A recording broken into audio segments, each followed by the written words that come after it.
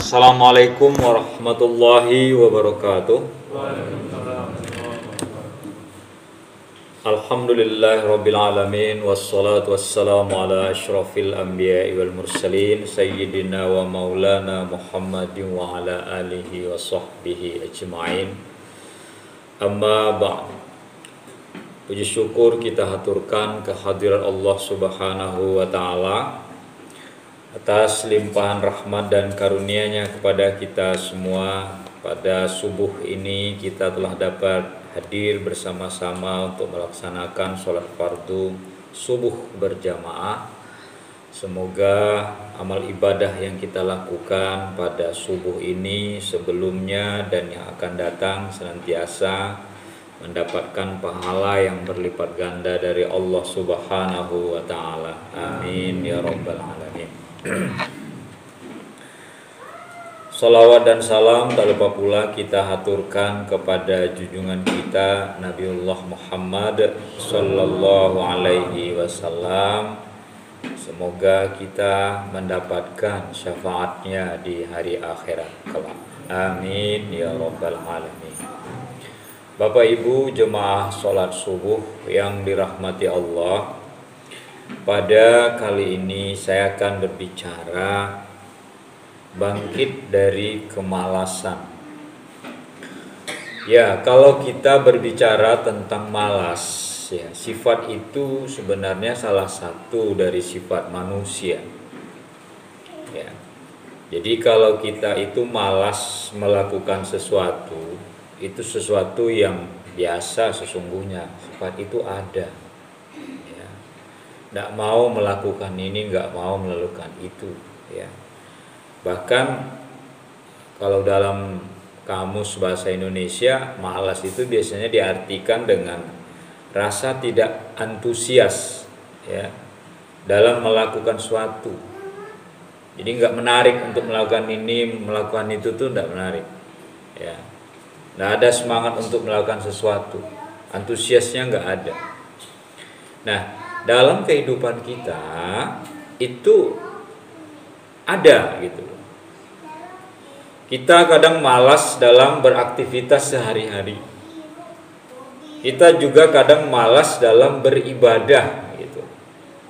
Dan dua-duanya itu tidak bagus. Malas dalam beraktivitas sehari-hari, malas dalam beribadah jelas sangat tidak bagus. Dan orang yang tidak antusias melakukan sesuatu itu kan kalau anak muda sekarang menyebutnya dengan mager gitu ya. Malas gerak gitu. Jadi kalau menggerakkan badan itu rasanya berat. Contoh sederhana aja lah, ya.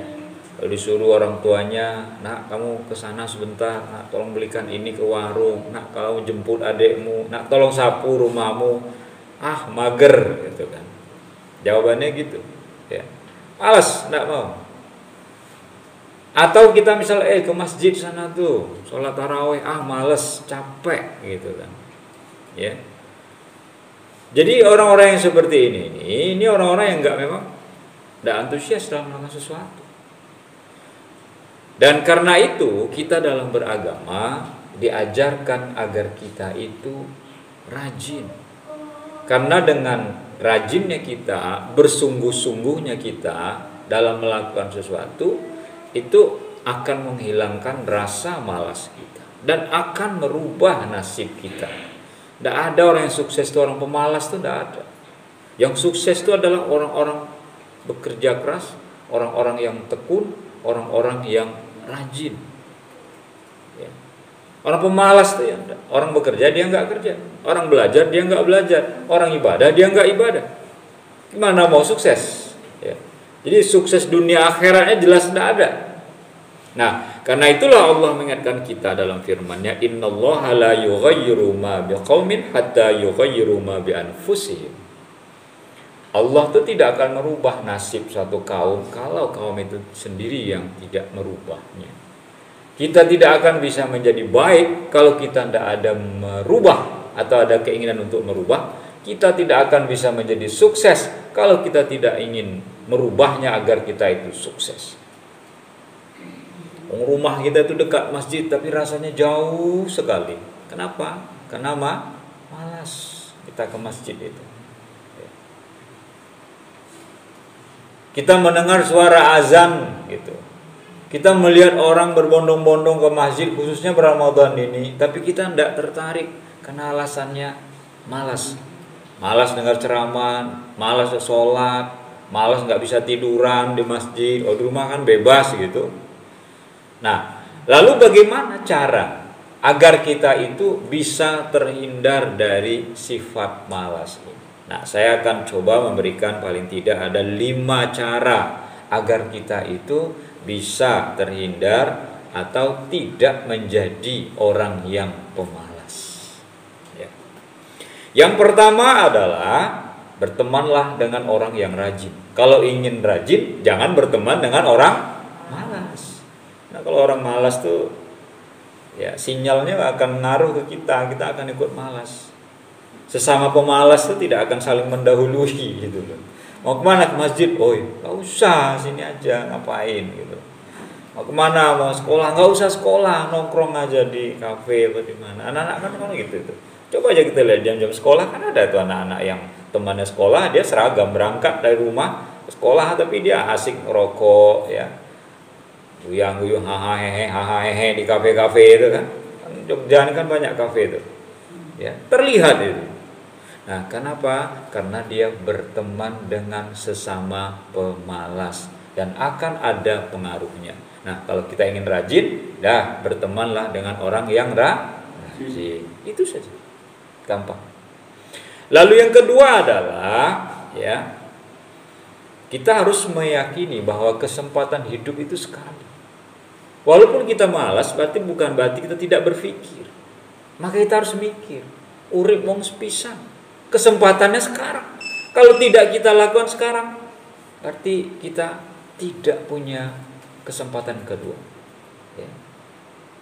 Di kesempatan hidup kita ini sekali. Kalau kita tunda-tunda, mau nunggu kapan?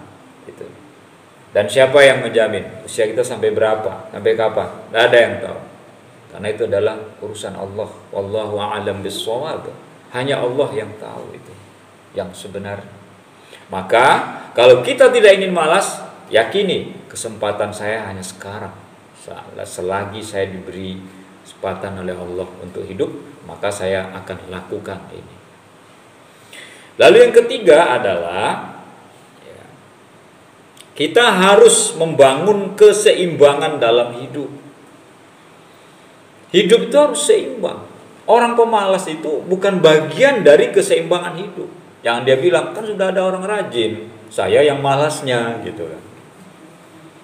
Keseimbangan hidup itu adalah hidup itu selalu bergerak dan dinamis.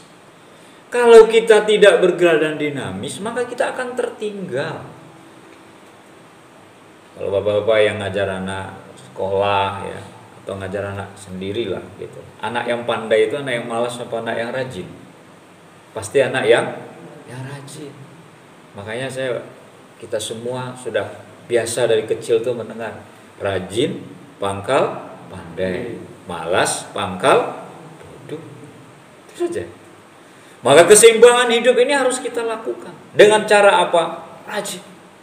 Rajin bangun pagi, rajin ibadah gitu kan. Rajin membantu orang tua. Karena itu adalah sifat-sifat baik yang kita harus jaga keseimbangan. Lalu yang keempat adalah ingat nikmat Allah ya, yang sangat banyak kepada kita. Ngapain kita harus malas? Allah sudah begitu banyak memberi nikmat kepada kita. Dan nikmat itulah salah satunya yang harus kita nikmati. Nikmat itu bukan untuk orang pemalas ya. Bapak Ibu, hewan-hewan salah satunya burung, bahkan itu diperumpamakan oleh Allah. Ketika ia keluar dari sarangnya, ini subuh-subuh seperti ini ya, dia dalam keadaan lapar. Tapi karena dia rajin, terbang ke sana kemari mencari makanannya, dia pulang nanti ke sarangnya sore lagi, dia akan berada dalam keadaan kenyang. Karena rezekinya itu sudah diatur oleh Allah Subhanahu wa taala. Kita juga seperti itu. Kita diberi rezeki oleh Allah Subhanahu wa taala melalui orang tua kalau belum bekerja. Ya. Kalau sudah bekerja, dari pekerjaan yang kita lakukan, apapun pekerjaan dan profesi kita. Kita mendapatkan rezeki dari Allah Subhanahu wa taala. Nah, rezeki yang diberikan oleh Allah itu, ingat, Tuhan sudah memberikan saya sehat. Ngapain saya malas dengan sehat saya? Tuhan memberikan saya bicara, bisa bicara. Kenapa saya malas saja bicara? Kok kayak puasa ngomong? Tuhan telah memberikan saya kesempatan. Kenapa saya malas dengan kesempatan itu? Nah, ukurlah betapa Allah begitu banyak memberikan kenikmatan kepada kita. Lalu yang terakhir adalah perbanyaklah beristighfar. Ya, kalau rasanya kita lagi malas, langsung saja astagfirullahaladzim, kok aku yo malas gitu kan.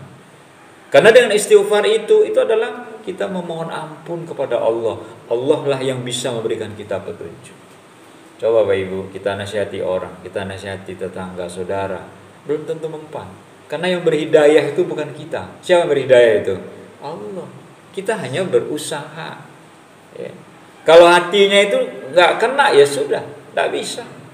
Karena hati itu yang kena nanti hidayah Allah. Dia diberi nasihat oleh orang, lalu Allah memberikan hidayah kepadanya, dia akan mengikuti nasihat itu. Tapi orang menasihati tapi tidak mempan, tidak akan ada pengaruh apa-apa. Bapak Ibu, marilah Ramadan ini momen yang tepat bagi kita untuk rajin beribadah, sebanyak-banyaknya kesempatan kita gunakan. Dan kita menggunakannya itu adalah dalam rangka kita lawan rasa malas kita kepada Allah Subhanahu wa taala. Dan malas itu memang harus kita lawan. Karena dengan melawan rasa malas akan muncul rasa rajin dalam diri kita semua.